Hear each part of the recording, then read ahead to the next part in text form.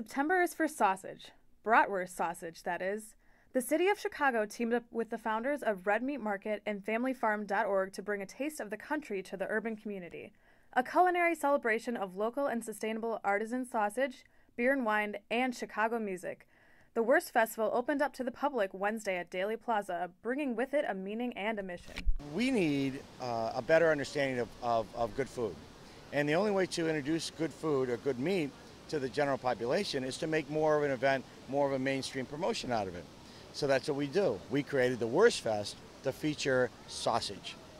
The vendors you see here are promoting locally grown organic meat. So that means this brat was made somewhere in Illinois. I did a pork loin demonstration, and we make our own sausages, so I showed the people how to make some sausage, so it was kind of fun. You got great sausage. That's what it's all about. You know, eating, good food. That's what we're doing. The festival is open until Saturday and is free for all ages. Brooks Honor, WCGR News.